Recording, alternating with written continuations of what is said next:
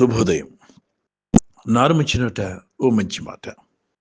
ఈ శీర్షికన ఈ రోజున ఇవండి మన భవిష్యత్ మార్గదర్శకాలు. ఇదండి శీర్షిక. ఇవండి మన భవిష్యత్ మార్గదర్శకాలు. పూర్వకాలంలో ఏదైనా ఇంటికి వెళ్తే ఆ ఇంట్లో మనని ముఖ్యంగా ఆకట్టుకుండేది షెల్ఫ్స్తో నిండి ఉన్నటువంటి పుస్తకాలు, గ్రంథాలు, ముఖ్యంగా భారత, భాగవత, రామాయణ గ్రంథాలతో పాటుగా అలాగే రమణీయ ఇంగ్లీష్ డిక్షనరీతో పాటుగా తెలుగులో బాల వ్యాకరణం, తెలుగు వ్యాకరణం, పెద్ద బాల శిక్ష. ముఖ్యంగా ఆ రోజుల్లో విపరీతంగా ఆకట్టుకోబడింది. Face is the index of mind అని సామెతకు తగ్గట్టుగా ఒక ఇంటి వాతావరణాన్ని, ఆ ఇంట్లో వాళ్ళు ఏర్పాటు చేసుకున్న వస్తువుల్ని బట్టి ఆ ఇంట్లో మనుషుల మనస్తత్వాల్ని మనం ఇట్టే గ్రహించేయచ్చు. అట్లాగే పూర్వకాలంలో ఒక లైబ్రరీ అంటూ మెయింటైన్ చేసేవాళ్ళు. ఇంట్లో పెద్దవారు ఉంటే పాఠ్య గ్రంథాలు, చదవవలసిన గ్రంథాలు, అలాగే ఇంగ్లీష్ నావెల్స్, తర్వాత తెలుగు లిటరేచరు, ఇలా ఉండేది ర్యాక్స్లో. పాఠ్య గ్రంథాలకు అంత ప్రాధాన్యత ఉండేది. రాను పుస్తకాల ప్లేస్లో వాటికి బదులుగా షోకేస్లో బొమ్మలు వచ్చేసాయి. షోకేస్లాగా తయారైపోయావి. ఇప్పుడు అవి కూడా తీసేశారు. షోకేస్ లేవు, బొమ్మలు లేవు, ఏమీ లేవు. మా అయితే ఒక క్యాలెండర్ ఏదో పెట్టేస్తున్నారు తప్ప ఏం లేదు. ఇప్పుడు మనం ఒక వ్యాకరణం గురించి తెలుసుకోవాలి అని అంటే, ఓ పదాల గురించి తెలుసుకోవాలి అంటే భాష స్పష్టత ఉండాలి ఫస్ట్. చాదస్తం అనుకుంటారు కానీ జీవనది మన భాష, తెలుగు భాష ముఖ్యంగా. ఉదాహరణగా మనం చెప్పుకోవాలంటే సే, ష, స అనే అక్షరాలే ఎలా పలకాలో తెలియని కొందరు ఇది ఇప్పుడు గమనిస్తారని చెప్పి ఆశ. యద్యపి బహునాధీశే తథాపి పఠపుత్ర వ్యాకరణం స్వజనః స్వజనో మాభూత్ సకలం సకలం సకృత్ సకృత్.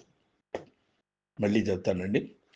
యద్యపి బహునాధీశే తథాపి పఠపుత్ర వ్యాకరణం స్వజనః స్వజనో మాభూత్ సకలం సకలం సకృత్ సకృత్.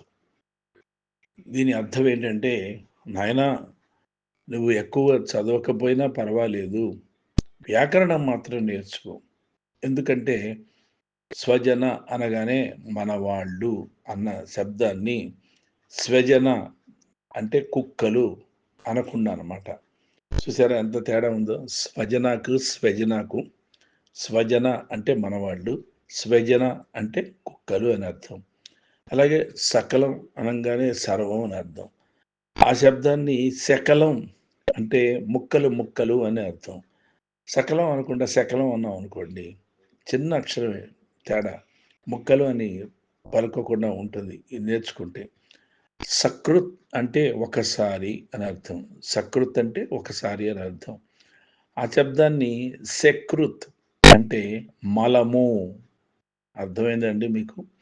సకృత్ అంటే ఒకసారి, సకృత్ అంటే మలము అని పలకకుండా ఉండటానికి తప్పనిసరిగా భాష నేర్చుకోవాలి, మన తెలుగు భాష. ఇక తదితర పదాలను కూడా సక్రమంగా పలకటానికి ఈ వ్యాకరణం ఉపయోగపడుతూ ఉంటుంది అని ఒక తండ్రి తన కుమారుడికి చెప్తున్నాడు అనమాట. నాగరిక ప్రపంచం కళ్ళని కళ్ళు అంటున్నారు, కళ్ళని కళ్ళు అంటున్నారు. శిరీష అని పిలవడానికి బదులు శిరీష పలుకుతున్నారు. వేళ అనగానే వేలట అవుతుంది. కలట అవుతుంది, కళ కాస్త కళ. పళ్ళు పళ్ళు, పళ్ళు పళ్ళు, కాళ్ళు కాళ్ళు, లు లు బదులు లు అవుతుంది, లా బదులు లా వస్తుంది. ఇట్లా రకరకాలుగా ఎన్నెన్నో ఎన్నెన్నో అపస్వర శబ్దాలు, వినలేని అపస్వర శబ్దాలు ముఖ్యంగా మనకు టీవీల వల్ల వచ్చేస్తున్నాయి. ఇప్పుడు ఈనాటి యాంకర్స్ కూడా, యూట్యూబ్ ఛానల్స్ యాంకర్స్ కానీ, శాటిలైట్ ఛానల్స్ యాంకర్స్ కానీ, వాళ్ళు మాట్లాడే తీరు చూస్తే మనకు అర్థమైపోతుంది.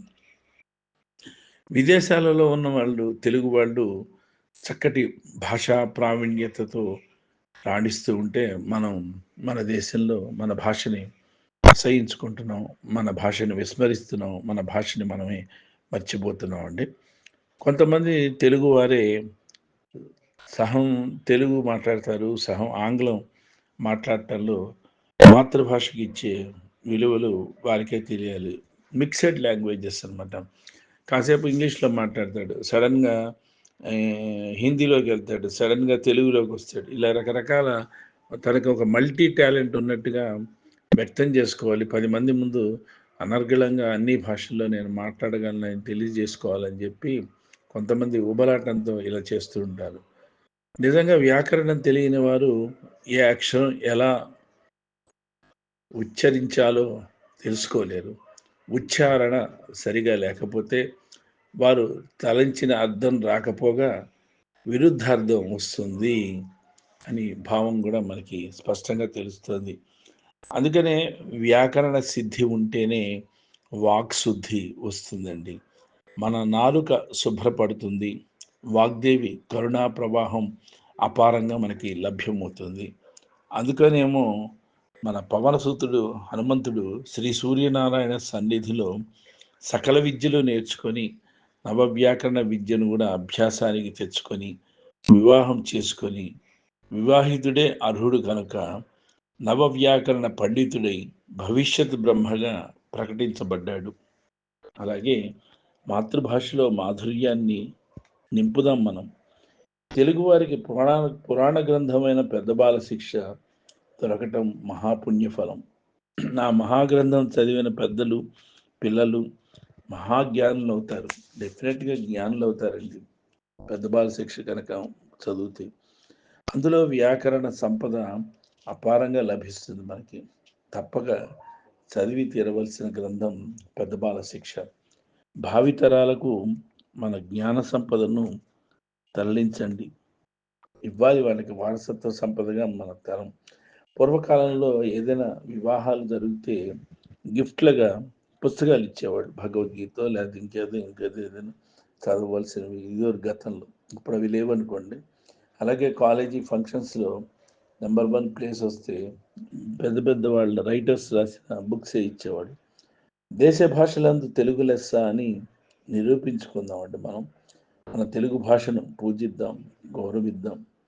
నిజంగా చెప్పాలంటే ఈ రోజుల్లో భాష నశిస్తుంది. తెలుగు భాష జీవనదిలా ప్రవహించాల్సిన భాష స్తబ్దమైపోతుంది.